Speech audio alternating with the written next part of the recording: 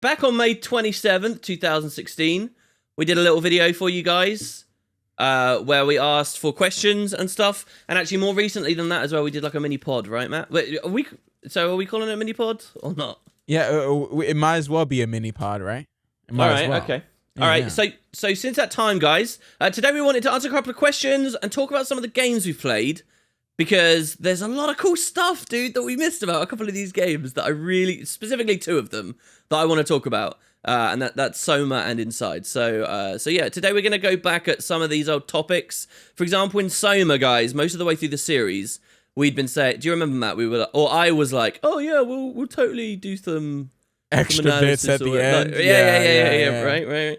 Never happened. So we thought we'd do it here, which would be quite nice. But the other thing to talk about as well is, so we just had a pretty big our biggest series ever on Visual Wood, right?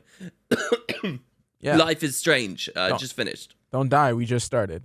Yeah, I'm trying not to. So we just had Life is Strange, one of our biggest series, pop up, and you guys loved it, and now it's over. So we wanted to know, what else do you guys like to see on the channel? You know? Yeah.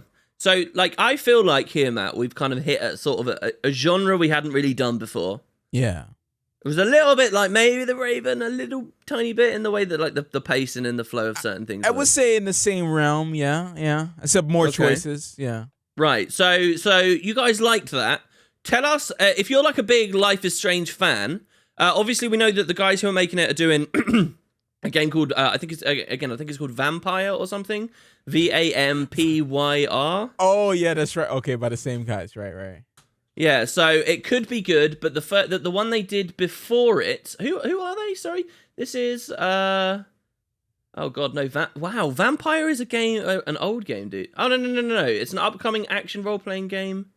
It's by Don't Nod Entertainment. Oh, I think I'm totally wrong. I think I'm wrong.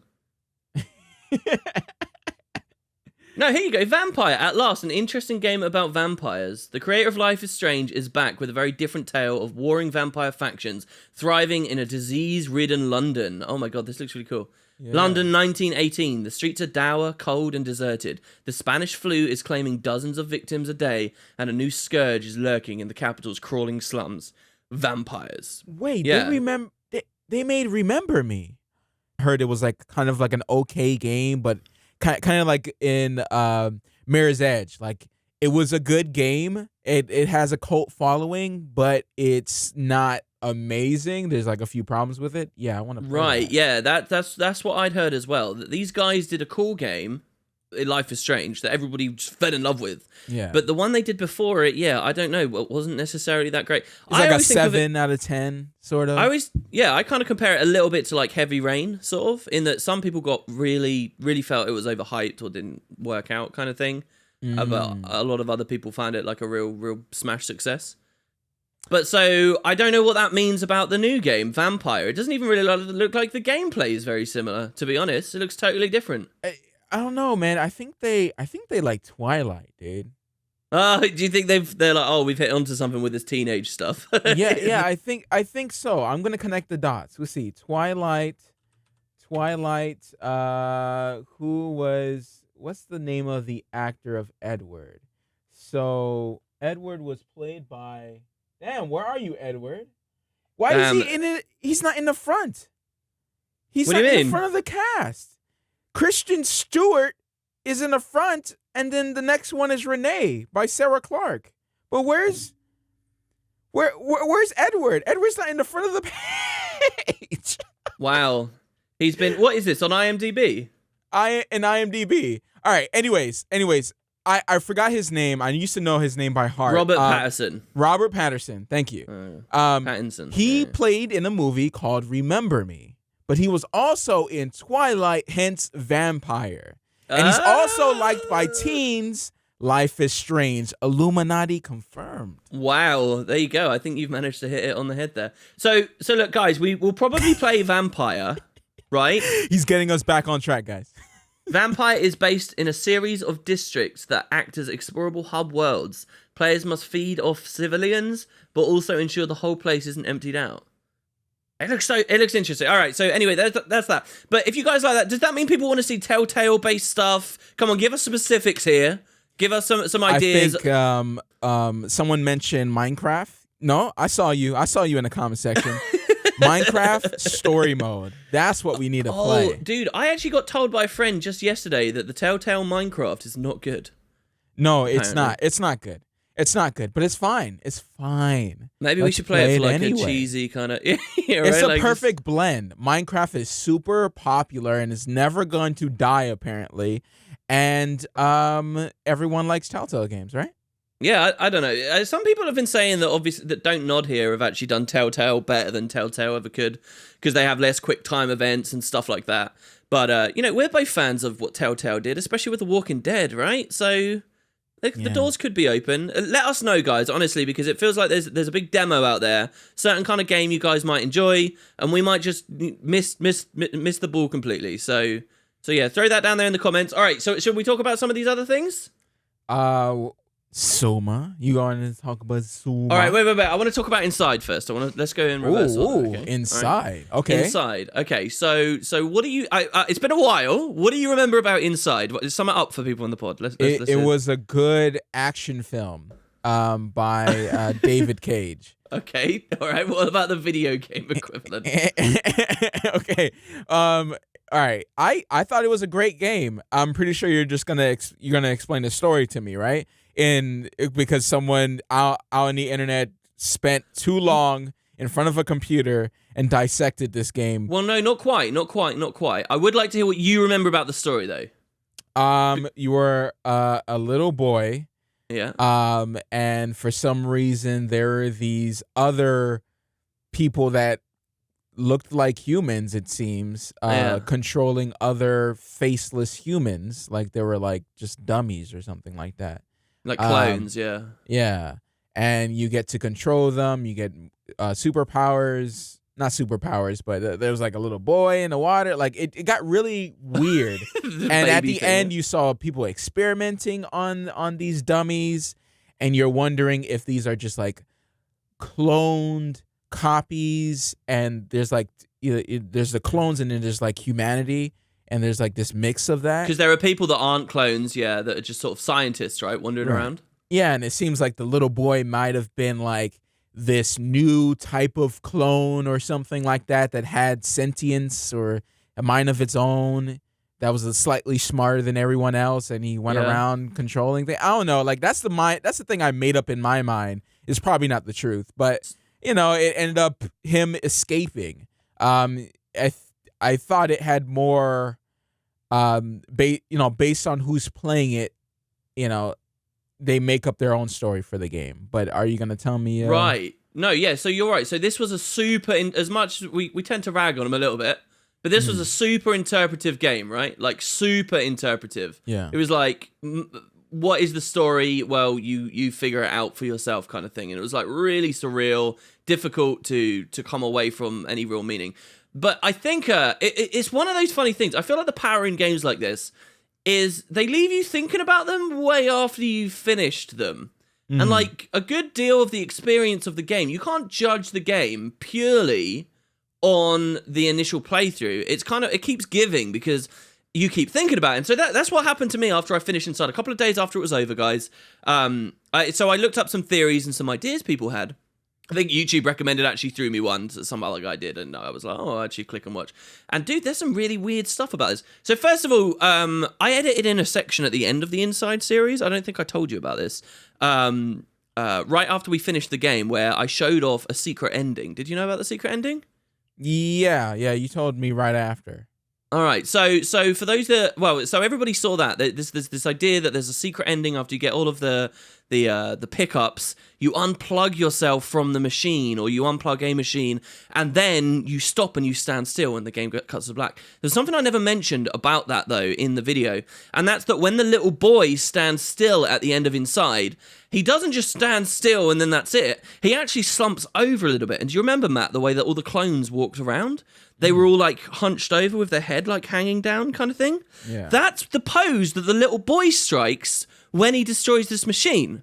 So I think the idea is totally that the little boy is a clone too, and it's a clone under the control of the giant blob at the end or whatever, or it's under the control of you as the player. One of those interpretations, right? And then he was one with the blob again, and Something he like that. escaped because the blob might be the one that was like, because the blob was connected to everything.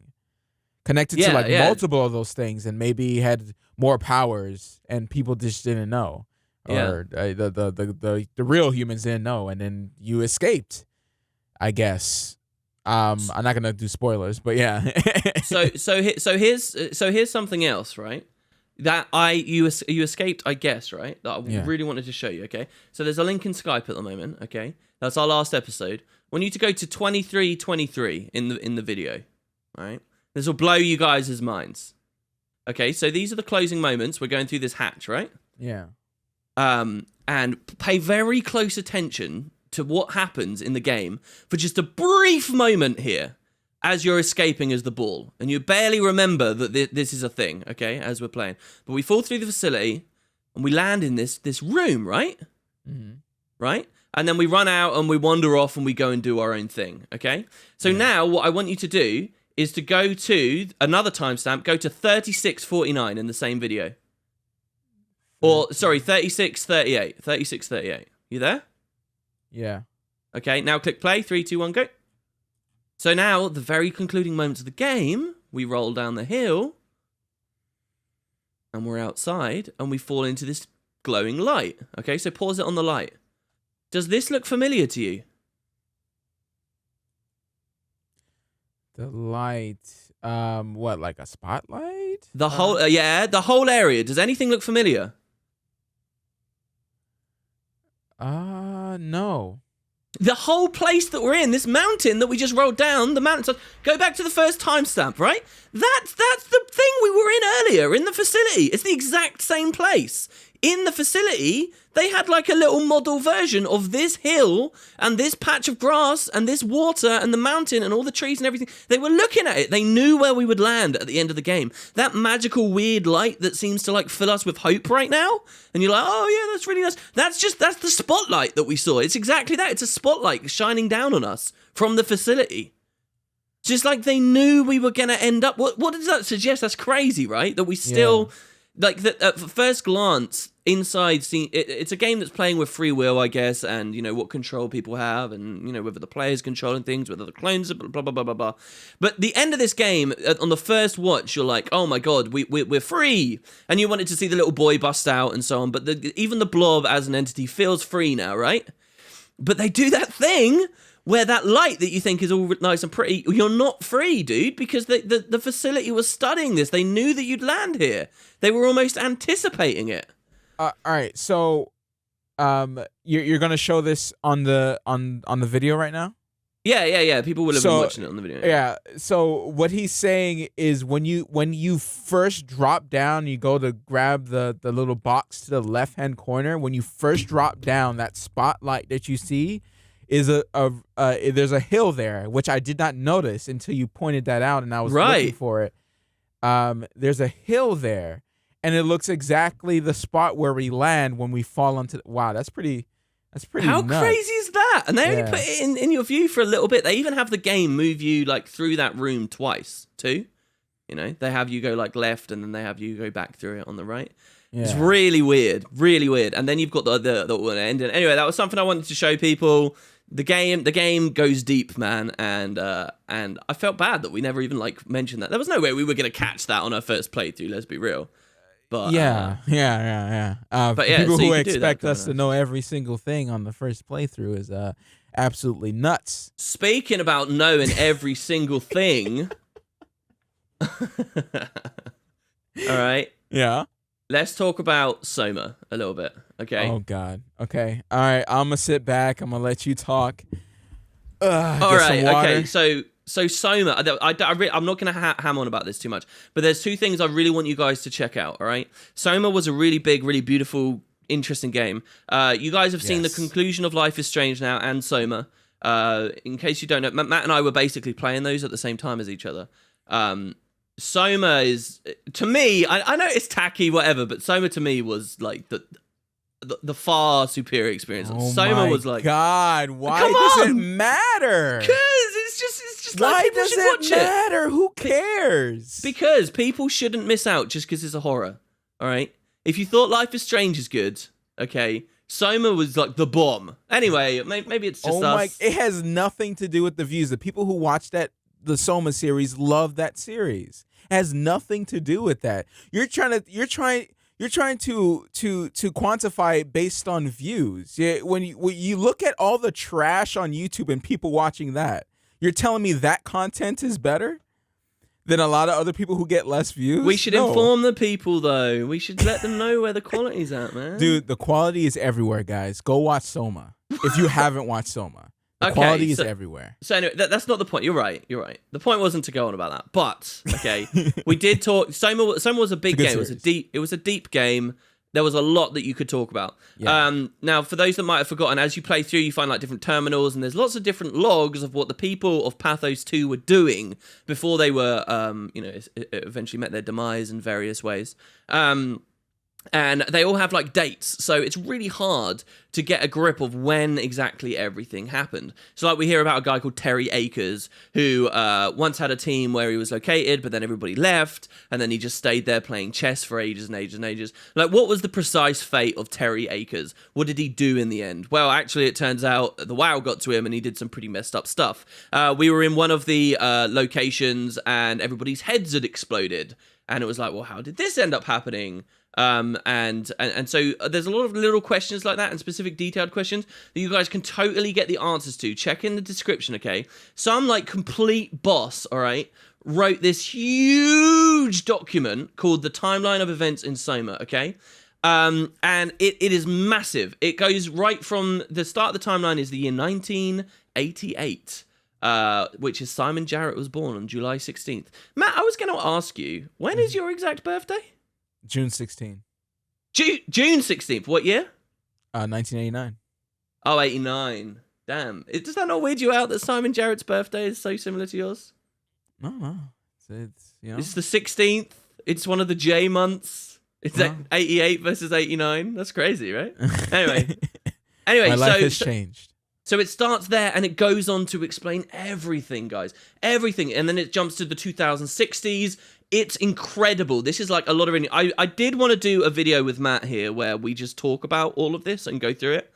But the problem with that is it would basically just be me talking for like... Because that ship has sailed. That information has been deleted and reformatted. Okay? Tell me, do you remember Sarah Lindwall? Who was Sarah Lindwall? I have no idea. Oh, come on. She was like a huge character for one very important I watched the short and I was just like, oh. Okay. I watched a little bit. I watched half of the shorts, and then for some reason I went to my... That's what it was. I went to Miami and everything. Oh, no. My brain forgot about it. I didn't have one of my bookmarks up, I guess. Okay, so that's the other thing that you just mentioned. Not just this timeline, guys, but Frictional actually produced on YouTube a bunch of shorts, live action shorts, that were, for what was obviously a very low budget, actually reasonably well made, I felt. It was really well made for low budget. Really well made. Yeah. So, and what does it show, Matt? What are the shorts? You don't have to go into super detail, but what would people be watching? Kind of the before events, before Soma took place. It's the prequel times, right? You get to see the people of Pathos 2 doing their business. It's awesome. It's really cool, and that expands the game even stuff further. That they shouldn't be drinking. That expand. So there's one final thing I did want to say, Matt. That I'm sure, even though you might have forgotten a couple of details, it's pretty cool. All right, remember the whole idea of the game. Simon cannot get it into his head that his conscious experience will not transfer. Right. Mm-hmm. So like he. And they established the idea of a coin toss, and the coin toss really isn't very well articulated in the game, I think. The idea, for those who are still confused with the idea of the coin toss... Spoiler warning. Yeah, so the idea of those who are still confused with the idea of the coin toss, it's like... it's kind of like it's a coin toss that your existence right now happens to be the existence that you have right now. I mean, you're on Earth in 2016 at the same time as I'm on Earth in 2016, and yet something determined that you are you and I am me in the first place. Like you sitting there on at your computer, whatever, listening to Wooden Potatoes instead of being Wooden Potatoes. It's almost like something arbitrary defined the fact that the conscious experience you have is over there in your body and not in mine. That's the idea of the coin toss. It's not some idea that at the moment of transfer, there is actually a 50-50 chance your consciousness might move. But these things are difficult to understand, and that's what the game thrives on. That's kind of my interpretation of the conscious. Anyway, so the whole idea of the game, Matt, is like these people want to go into the Ark project. They want to sort of preserve themselves, and some of them actually desperately want their actual consciousness to transfer. Right? They actually want to go into the Ark. They actually want to do this or this or this. And of course, the truth is that the game seems to establish, as logic and reality would seem to establish as well, that it's impossible to transfer your consciousness. You're just creating a copy of yourself that will then go off and feel like it was a continuous thing, but you yourself will not be. Right? That's what the game suggests, especially with the concluding moments. All right, but here's the crazy thing that I realized while I was editing the series, dude. Something did find the way to transfer consciousness. And do you know what that was? No. Something broke the rules in that whole game. That idea that you couldn't transfer, that there was just the coin toss. The WoW did. What happened when the WoW pushed us into the gel? We transferred consciousness. What, to the robots when he'll start putting us in robots? Is that what you're talking about? No, not when it put us into robots. You remember there's a bit in the game where you go down an elevator and then one of the minions of the WoW catches you, and then you wake up. Puts you inside the juice. Yeah. You go into the juice and you wake. Jail. Yeah, and you wake up in your personal heaven, don't you? Your consciousness at that point, as that version of Simon Jarrett, absolutely did transfer back in time even to a personal little heaven for yourself. You kind of went into the WoW's version of the Ark. It actually succeeded on a level that Catherine and so on never could have. All those people that were in Pathos 2 might have, from our perspective, all been destroyed and stuff, but their consciousnesses had actually transferred. They were now in their happy places. You remember the first robot we went to, right?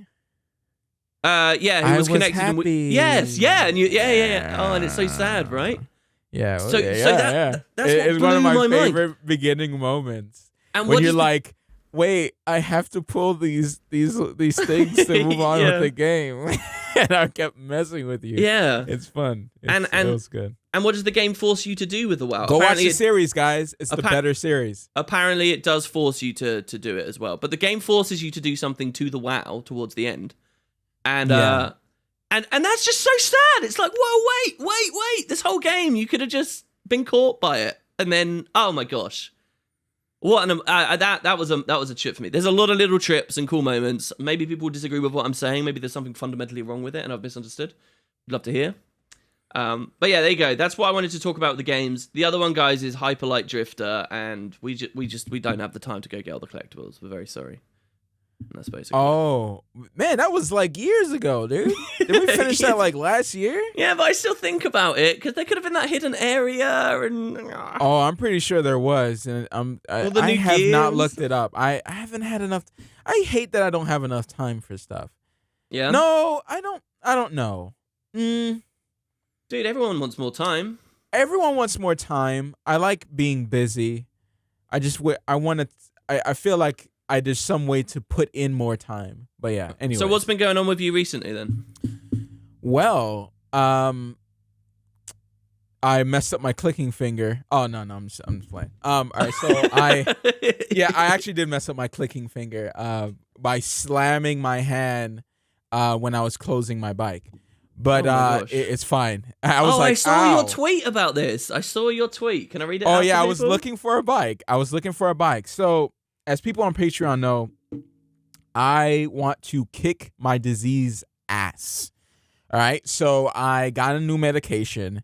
I cut some fat from my life, and I started exercising with my bike. Jesus, bikes are expensive, man. I'm about to go back to a life of crime. Yes. You tweeted out. Yes, and then I added to that tweet with Debo on his bike on Friday.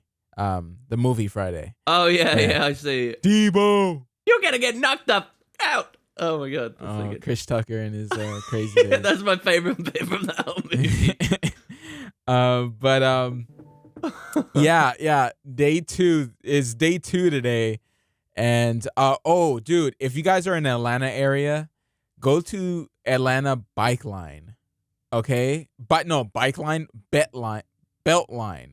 All right? It's flat. You don't have to worry about stupid hills. I miss Miami because Miami is all flat. And here you have to like ride your bike up hills and stuff and walk up hills. It's so bad. That's weird to me. I've never lived somewhere that's flat. Yeah? Just it's all the idea everything's a hill. Everything. Wow. At some degree. Man, that must suck. It's okay when you go up, but you also get the down period. On a bike, it's pretty cool. Because obviously high intensity interval training is very effective. So the hills are like a natural version of that. You sound like the global cycling network. Oh, do I? YouTube. Really? Yeah, really? Yeah. I've been watching a few of their videos. And Global stuff. Cycling Network on YouTube. Yeah. It's a British like YouTube channel about cycling, and they're like pro cyclers. Yeah. Oh my god! Yeah, look at well this. done stuff too. Well done stuff. But yeah, it's been an experience. I felt like there was something else I wanted to talk about, but I totally so what? You bought a bike then? Expensive or? I actually got really lucky. All right, so my wife is very.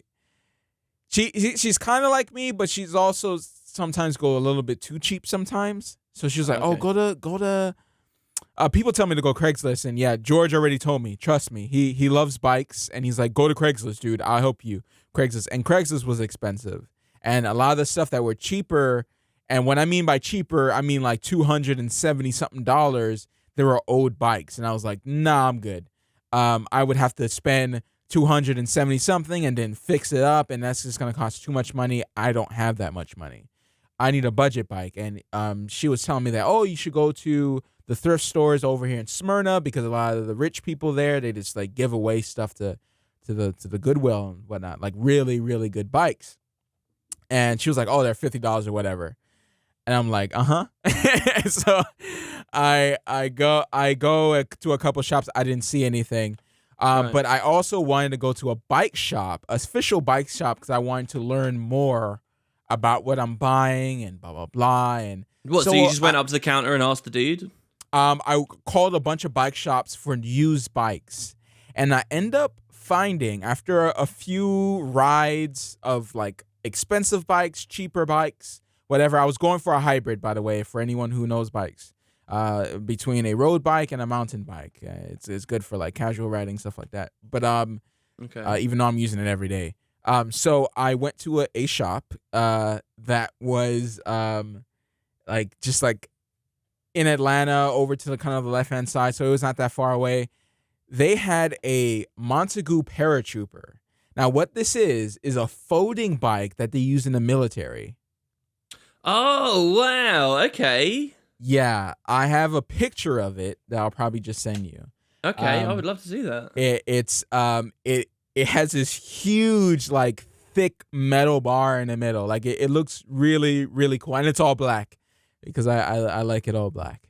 Yeah. And you have the cool black bike. Yeah, no, exactly. No pink bike. No.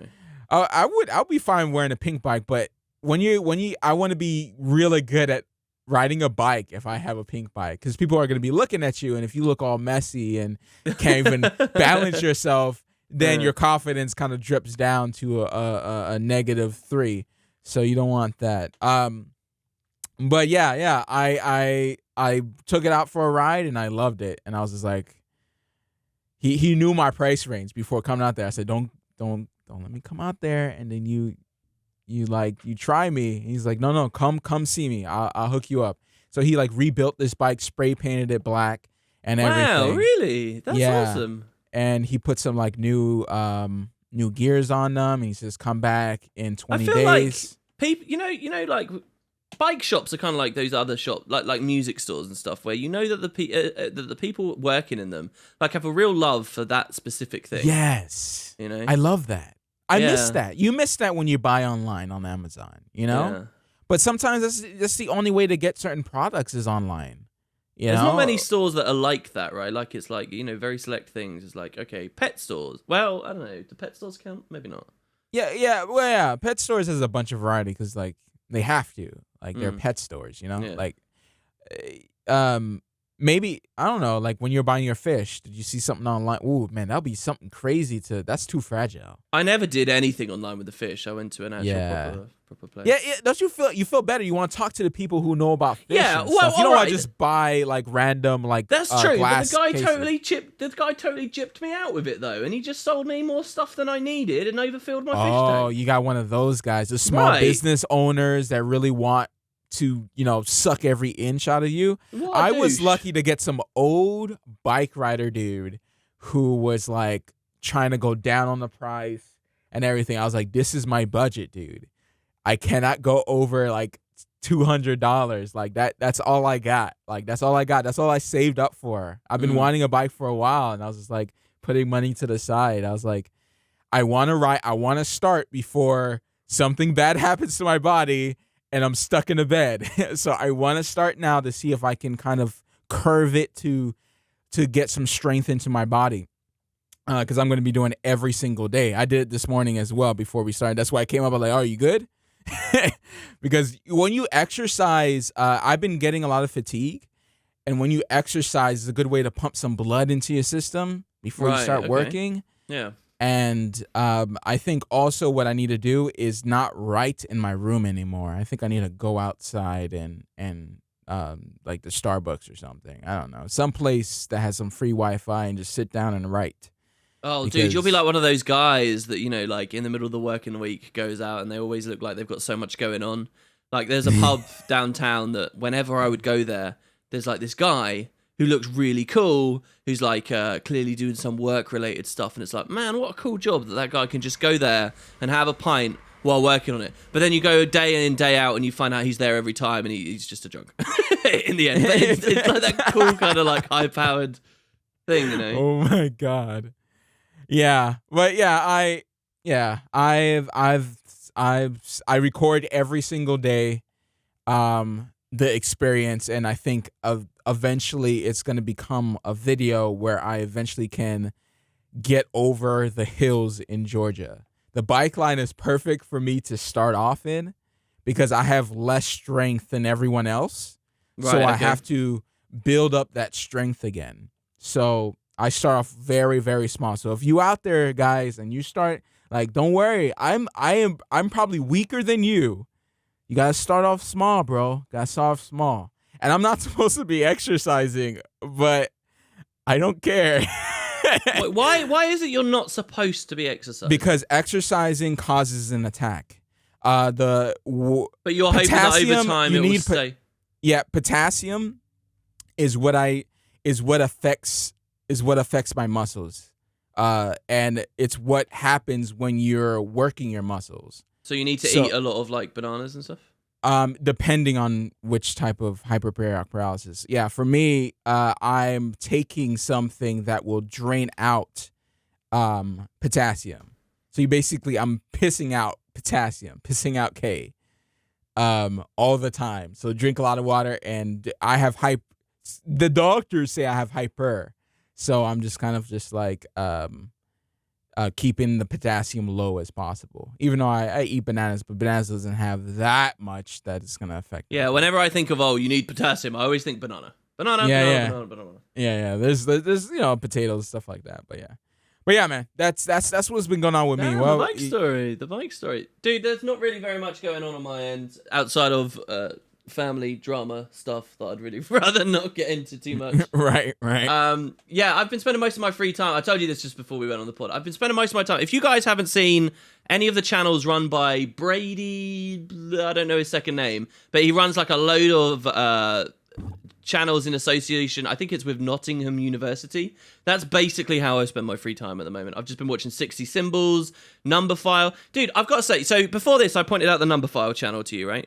So that everyone knows, this is a channel dealing with a layman filming and talking to mathematicians who will talk about high-level math concepts and try to explain it in such a way that other laymen can appreciate and understand it. So Brady's really good. He mostly just puts the camera on people, lets them talk, and if there's something that this professor, because he's a highly qualified people that he talks to, if there's something that one of these people says that doesn't quite make sense, because he himself is a layman, he asks the question. It's always the question you desperately wanted to ask. When I was and when I mentioned this to you, Matt, you said you were never really too into maths, right? Yeah, I did math wrong in high school. I did like my math like kind of backwards and stuff. Oh, wow. It's a little bit weird. It's a little bit weird. Yeah. Okay. But yeah, I was never really into math. Me too. I tolerated it. Me too. I know I did enjoy it, but the teacher I really didn't get along with, and there's a lot of criticisms I could levy at just academia in general in my country. But whatever, maths itself was never something I really took to. I never did it at a higher level or anything. I basically passed my GCSEs in maths and dropped it there. Okay, and so I never really thought about it too much. But I tell you, I reckon most people in the comments right now, most people listening to us right now, are in that same situation. You didn't really care for maths or whatever.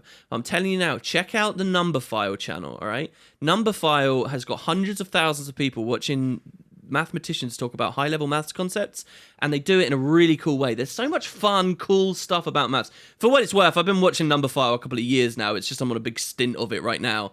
But if you ever want to find a real love of maths, okay, and find out what's interesting about it, and just crazy nonsense that can come out of essentially sequencing things, check it out. It can teach you so much. I don't know. I sound like I'm just sort of shilling this channel, but that's what I've been doing. That's what I do. I've just binged these videos. I don't know. Like it's like you're regular folk. We're all regular folk here. Sometimes we get addicted to a channel. Yeah. All right, guys. So we were going to do a couple of questions, but we'll save that for next time. So leave any. If you don't have game recommendations for us, then leave us some questions down below. We'll do it on the next like mini little pod thingy that we've got here. Yeah. And I guess that'll be it for this one then, Matt. Yeah. I suppose. So cheers, everyone. Keep an eye out. More uploads coming. Thanks for watching. We'll see you next time. Yeah.